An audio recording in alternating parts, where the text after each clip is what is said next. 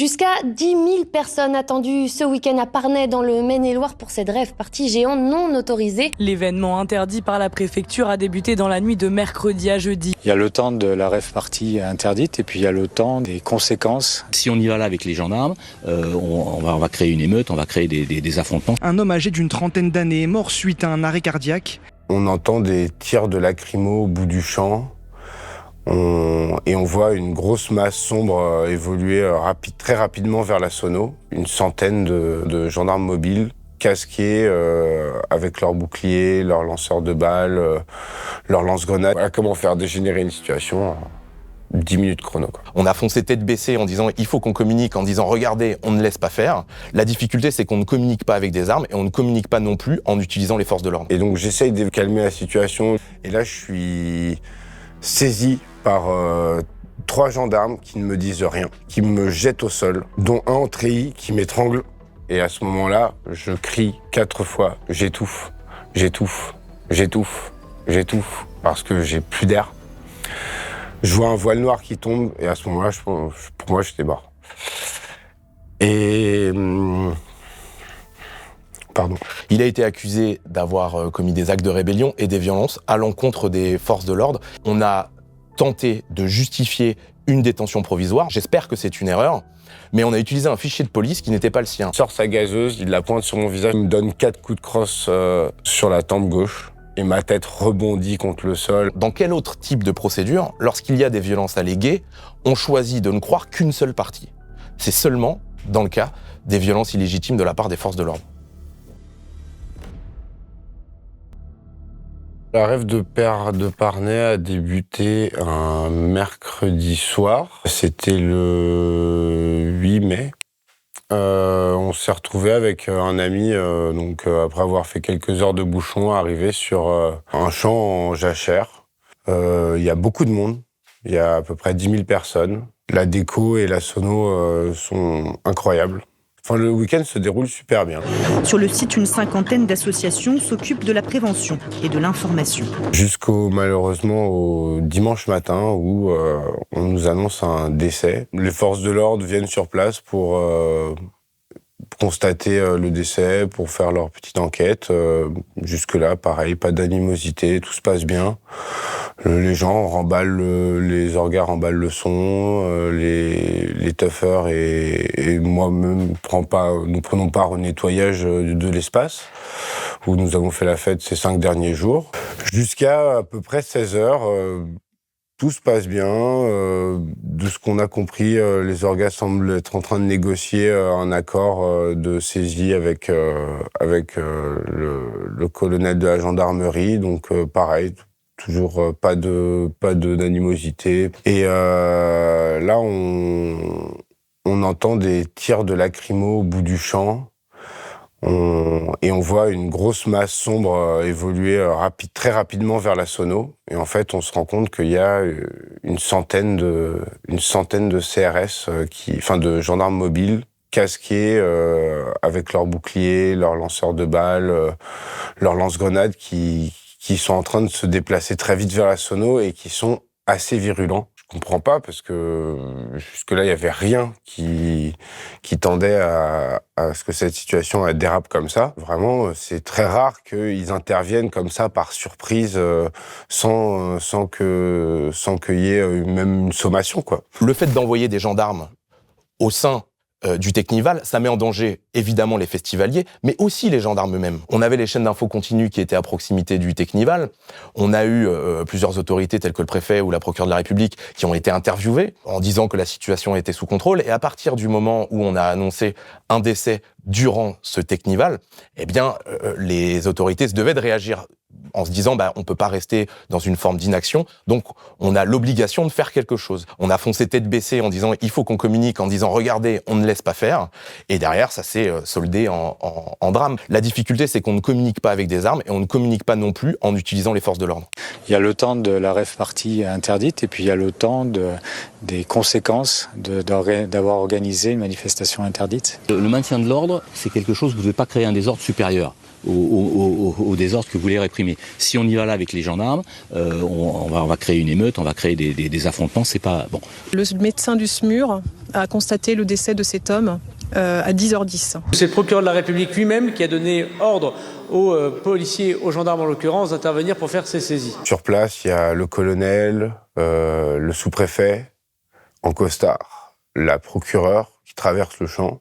Et j'avoue que ça me semble assez nébuleux comme scène, puisque c'est inhabituel. Et c'est même la première fois que je vois ça en 10 ans. Du coup, j'essaye de rentrer en contact avec le colonel, avec la procureure. J'essaie de leur parler, de leur demander quelles sont leurs intentions, puisque je pense que tout ça peut se régler dans la discussion, sans violence, sans blesser. J'ai pas l'impression d'être écouté. Et même à ce moment-là, je vois une personne se faire interpeller assez violemment au sol. Et donc, j'essaye de me diriger vers cette personne pour juste calmer la situation, lui dire de pas se débattre, dire aux gendarmes que ça sert à rien d'être dans cette démarche violente. Et là, je suis saisi par 3 gendarmes qui ne me disent rien. Arrêtez! Oh! Laisse-le! Laissez-le, là! Il parle avec vous, lui! C'est notre médiateur! Vous faites quoi? Qui me jette au sol, dont un en treillis qui m'étrangle, qui me fait une clé d'étranglement. Et à ce moment-là, moi, je comprends pas ce qui m'arrive. Vraiment, on m'a rien dit. Juste, on m'a plaqué au sol. On me martèle de coups. Je sens plusieurs coups dans les côtes, dans les jambes. Je sens le genou d'un gendarme qui s'écrase qui tombe de son poids sur ma colonne. Je sens l'étreinte de la clé d'étranglement qui se resserre autour de ma gorge. Et à ce moment-là, je crie 4 fois, j'étouffe, parce que j'ai plus d'air. Je vois un voile noir qui tombe, et à ce moment-là, pour moi, j'étais mort. Et... Pardon. Tu vas faire des choses, parce que là... Et donc, il relâche son étreinte, et à ce moment-là, j'arrive à respirer, les couleurs reviennent, mais je suis dans un nuage de lacrymogène. Je suis sonné, je continue à prendre des coups. Ils arrivent à me menotter, ils me redressent, et ils me tirent de là. Cet acte va faire dégénérer complètement la situation, qui était déjà très tendue. Mais ça va être vraiment, ça va faire passer un cap dans la réponse violente des gens sur place. Et à ce moment-là, du coup, ils sont obligés de battre en retraite parce que clairement, ils sont pas assez nombreux. Et même moi, quand je les ai vus intervenir, j'ai pas compris déclencher une opération violente à aussi peu de nombreux. Ça me semble, c'est assez inconscient. Enfin, c'est une situation que j'avais jamais rencontrée jusque-là, à part à Redon, où ils avaient saccagé la sono, mais au début, ils sont pas arrivés en chargeant, ils sont arrivés, mais en marchant très vite. Et il y avait une 50aine de personnes au niveau de la sono, mais sur place, je pense qu'il y a au moins 1000 personnes. Ça veut dire que le parking, il est encore parsemé de véhicules, mais sur 10 hectares. Puis ouais, il y a 1 millier de personnes, mais réparties sur tout le champ. Le problème, c'est que les grenades lacrymogènes, les explosions, les cris, ça a ameuté très vite du monde et ils se sont très vite retrouvés dépassés et même, je dirais, en insécurité puisque dans leur manière de se déplacer, dans leur manière d'agir, dans leur manière de se positionner, ça se voyait que c'était un peu la panique, qu'il y avait une espèce de désorganisation. Ils discutaient pas, mais ils avaient l'air perdus puisqu'ils avaient pas l'air d'avoir eu des instructions vraiment claires. C'était... ça devait être un truc genre encercler la sono, mais la sono, il y avait une quantité de sono, c'était impressionnant. Il y avait un échafaudage de faire au moins 10 mètres de haut, qui faisait 22 mètres de long. Et au milieu de tous ces trucs, il y a des tuffers partout, quoi. Et il y a des tuffers à droite, à gauche, derrière, devant, enfin voilà. Et donc ils se retrouvent très vite encerclés. Et les gens, au début, ils sont pas virulents, mais bon, après, quand tu prends un coup de matraque, un ta gueule, un recul, ça, forcément, le mec un peu bourré, il va jeter sa bouteille, donc l'autre, il va lui tirer une grenade dessus, sauf que quand il tire la grenade, ça touche 80 personnes parce qu'il y a 800 mètres cubes de gaz. Et voilà comment faire dégénérer une situation en 10 minutes chrono, quoi. Alors, je suis presque inconscient. On me traîne en dehors du nuage de lacrymo. Je suis placé entre deux camions où je suis fouillé. Mais moi, sur moi, j'ai rien de dangereux à part une paire de gants qui me servait à ramasser les déchets. Et je crois que j'avais même pas mon téléphone à ce moment-là, quoi. Et j'étais déjà menotté quand il me déplace la première fois. Il me menotte quand je suis au sol. Il serre les menottes très fort, parce que j'en ai encore les cicatrices sur les poignets. Il me trimballe un peu comme de la viande, quoi. Il n'y a pas d'humanité dans ces personnes. Vraiment, il me traîne il me brinque-balle jusqu'à un fourgon. À ce moment-là, je vois un autre monsieur qui, je sais pas ce qu'il a fait à ce moment-là, mais juste il est en train de se faire lyncher. Et là, le mec, un des policiers qui est en train de le lyncher sort un taser, et je crois qu'il l'a tasé pendant au moins 40 secondes jusqu'à ce qu'il y ait du sang qui sorte de sa bouche. À ce moment-là, moi, je communique avec les gendarmes, je leur dis une voix calme, juste arrêtez, en fait, vous allez le tuer. Cette scène, elle est assez choquante. Et là, moi, je me dis, waouh, mais en fait, qu'est-ce qu'ils veulent sur place? Parce que là, ils sont pas en train de prendre de la sono, ils sont juste en train de défoncer tout le monde. Et ils le font, mais cette scène me marque. Et j'ai encore cette image de ce monsieur qui crache du sang. C'était assez dur. C'était assez dur à vivre. Et donc, on me place à l'arrière de ce fourgon de gendarmerie, qui n'est pas aménagé du tout, c'est juste un coffre d'experts. Je suis assis à l'arrière avec les jambes qui pendent de l'arrière du camion. Et à ce moment-là, je vois la colonne de gendarmes mobiles qui était en première ligne reculer entre les deux véhicules de gendarmerie où on était, sous une pluie de projectiles. À ce moment-là, le gendarme en treillis qui est avec moi et le gendarme qui portera par la suite plainte contre moi pour violence, panique, me jette à l'arrière du fourgon.